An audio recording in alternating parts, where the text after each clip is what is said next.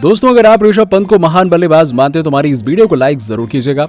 दोस्तों, शुरुआती 3 मुकाबलों में 2-1 से सीरीज में अजेय बढ़त बनाने के बाद चौथे मुकाबले की तैयारी में चौथे मुकाबले से पहले भारतीय टीम ने एक T20 मुकाबला खेला जिसमें ऋषभ पंत ने अपनी बल्लेबाजी से रच दिया इतिहास। तो वहीं अंतिम ओवरों में संजू सैमसन और हार्दिक पांड्या ने ताबड़तोड़ बल्लेबाजी करते हुए भारतीय टीम को इस तरह ऐतिहासिक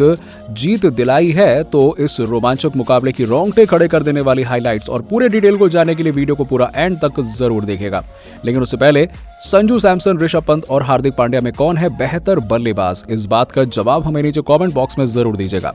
दोस्तों, जैसा कि आप सभी जानते हैं, भारतीय टीम वेस्टइंडीज के खिलाफ 5 मैचों की T20 सीरीज खेल रही है जिसकी कप्तानी रोहित शर्मा के पास है और ऐसे में 3 मुकाबले खेले जा चुके हैं जिसमें भारत ने 2 मुकाबलों में जीत दर्ज करते हुए 2-1 से अजेय बढ़त बनाई है। लेकिन चौथे मुकाबले से पहले रोहित शर्मा चोटिल हो गए और ऐसे में एक T20 मुकाबला खेला गया जिसकी कप्तानी हार्दिक पांड्या को दी गई और इस मुकाबले में हार्दिक पांड्या ने टॉस जीतकर पहले गेंदबाजी करने का फैसला किया और रोहित शर्मा की गैर मौजूदगी में संजू सैमसन को टीम में शामिल किया गया। और ऐसे में जब भारतीय टीम गेंदबाजी करने के लिए उतरी तो भारतीय टीम के गेंदबाजों ने जबरदस्त प्रदर्शन करते हुए विरोधी टीम की तरफ से पारी की शुरुआत करने आए कायल मेयर और ब्रैंडन किंग ने ताबड़तोड़ शुरुआत की और इस मुकाबले में भारतीय तेज गेंदबाजों की दोनों बल्लेबाज बहुत ही बुरी तरीके से पिटाई कर रहे थे। और ऐसे में कप्तान हार्दिक पांड्या ने बहुत ही बड़ा बदलाव करते हुए पावर प्ले में ही स्पिनर को लगा दिया, जहां पावर प्ले के अंतिम ओवर में आपको बता दें कि करने के लिए आए हैं रविचंद्रन अश्विन और आते ही उन्होंने विकेट ले लिया। जी हां, जहां पहली ही गेंद पर कायल मेयर रविचंद्रन अश्विन की फिरकी में फंस गए और रविचंद्रन अश्विन ने कायल मेयर को 10 गेंदों पर 9 रन बनाने के बाद कॉट एट बोल्ड कर दिया। और इसके बाद बल्लेबाजी करने के लिए कप्तान निकोलस पूरन आए और निकोलस पूरन ने बल्लेबाजी करनी प्रारंभ कर दी। लेकिन दूसरी तरफ से शानदार बल्लेबाजी कर रहे ब्रैंडन किंग को भी बाहर का रास्ता रविचंद्रन अश्विन ने दिखा दिया, जहां रविचंद्रन अश्विन ने ब्रैंडन किंग को 30 गेंदों पर 2 चौकों की मदद से 22 रन बनाने के बाद सूर्यकुमार यादव के हाथों कैच आउट करा दिया। और अब बल्लेबाजी करने के लिए रोवन पॉवेल आए और रोवन पॉवेल ने निकोलस पूरन के साथ मिलकर धुआंधार बल्लेबाजी करते हुए भारतीय टीम के सामने रनों की बारिश कर दी, जहां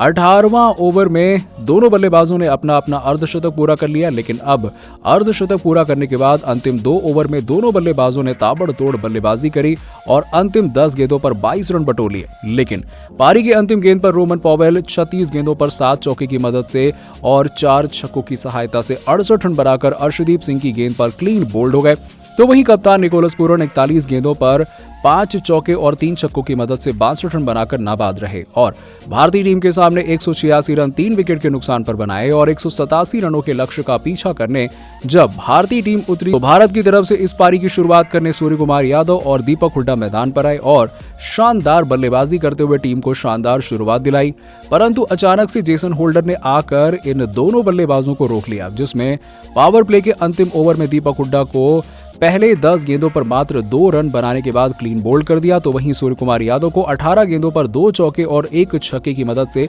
19 रन बनाने के बाद क्लीन बोल्ड कर दिया। जिस तरीके से दीपक हुड्डा बल्लेबाजी में संघर्ष कर रहे थे तो लग रहा था कि इस दौरान मैदान पर बल्लेबाजी करना अनुकूल नहीं है। लेकिन अब पारी को संभालने दिनेश कार्तिक और ऋषभ पंत आए और दोनों बल्लेबाज पारी को आगे बढ़ाने की कोशिश कर रहे थे। लेकिन ऐसे में ही दिनेश कार्तिक जो रन रेट को बेहतर करने की कोशिश कर सकते थे वो एक बार फिर से फेल हो गए और आपको बता दें कि 10 ओवर में अल्जारी जोसेफ की गेंद पर छक्का खाने के बाद स्टंप आउट हो गए। और अब बल्लेबाजी करने संजू सैमसन आए और भारतीय टीम में लंबे समय के बाद वापसी कर रहे थे और अब टीम के लिए इन्हें बेहतर प्रदर्शन करना था और भारतीय टीम को जीत दिलाने का दायित्व भी इन्हीं के ऊपर था। लेकिन दोनों बल्लेबाजों ने पहले ही टीम को शुरुआत को संभाल लिया और इसके बाद ताबड़तोड़ बल्लेबाजी करी और जिस तरह से दोनों बल्लेबाज ताबड़तोड़ बल्लेबाजी कर रहे थे उसे देखकर लग रहा था कि दोनों बल्लेबाज मुकाबले में भारतीय टीम को आराम से जीत दिला देंगे।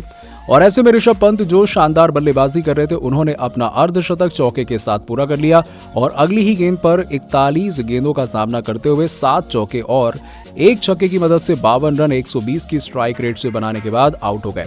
जिसके बाद बल्लेबाजी करने कप्तान हार्दिक पांड्या आए और आते ही छक्के के साथ अपना खाता खोला और दिखा दिया कि मैं इस मुकाबले को पूरी तरीके से खत्म करने के लिए आया हूं और 4 ओवर में जीत के लिए 54 रनों की आवश्यकता पड़ी। तो हार्दिक पांड्या ने एक ही ओवर में 2 छक्के और 2 चौके जड़ दिए और अपनी कप्तानी पारी खेलते हुए टीम को जीत दिलाने का कार्य किया। लेकिन अभी भी अंतिम 2 ओवर में जीत के लिए 21 रन की आवश्यकता थी और अगले ओवर में हार्दिक पांड्या ने 1 छक्का और 1 चौका जड़ दिया और जब अंतिम ओवर में जीत दर्ज करने के लिए 11 रनों की आवश्यकता पड़ी तो जेसन होल्डर की पहली 3 गेंदों पर एक भी रन नहीं जड़ा। लेकिन इसके बाद संजू सैमसन ने अगले 3 गेंदों पर 3 चौके जड़ते हुए भारतीय टीम को शानदार जीत दिला दी और संजू सैमसन ने अंतिम गेंद पर 28 गेंदों में अपना अर्धशतक पूरा कर लिया और मुकाबले में ताबड़तोड़ बल्लेबाजी करते हुए जीत दिलाई, जिसमें संजू सैमसन ने 28 गेंदों पर 7 चौके और 1 छक्के की मदद से 182 के स्ट्राइक रेट से 52 रन की नाबाद मैच जिताऊ पारी खेली। तो दूसरी तरफ से कप्तान हार्दिक पांड्या ने 18 गेंदों पर 4 चौके और 1 छक्के की मदद से 34 रन की नाबाद पारी खेली, 185 के स्ट्राइक रेट से खेली पारी और टीम को 6 विकेट से जीत दिलाई। तो वहीं इस मुकाबले में शानदार जीत के बाद लगने लगा कि भारतीय टीम अगले मुकाबले को जीतकर सीरीज में जीत हासिल करेगी। दोस्तों, आपको क्या लगता है कि चौथे T20 मुकाबले में भारतीय टीम जीत दर्ज कर पाएगी या फिर नहीं? इस बात का जवाब हमें नीचे कमेंट सेक्शन में जरूर दीजिएगा और ऐसी ही शानदार खबरों के लिए सब्सक्राइब कीजिए हमारे YouTube चैनल को। धन्यवाद।